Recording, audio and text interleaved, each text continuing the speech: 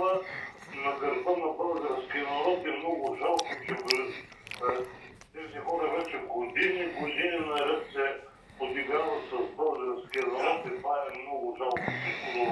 Благодаря ви, господине. Така, хвърлихме поглед, естествено ще продължим върху безобразията, които се случват, защото тук изобщо не приемам критики, че сме твърде песимистични и че продаваме страх и се храним с гняв.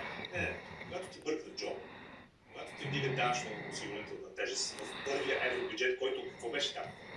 Помним една реплика на Росен Плевнелиев, който казахме за Росен, аз го казвам за Росен Плевнелиев, бившият президент, който каза, че се очаква златен дъжд. А ли е златният дъжд?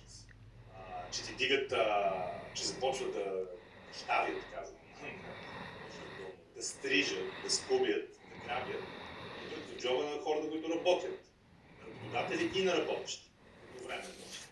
За какво? За да има огояване, да има мазнинка. Много мазнинка има вече. Айде малко тази мазнинка да е, какво ще кажете, не? Оставим диета, нашата управляваща прослойка, където някои хора сами се сетиха и между другото много отслабнаха. В случая за Ивомирчев, това е наистина човек се стопи. За интелектуален капацитет няма да говорим. Както се казва, стартовата точка не е много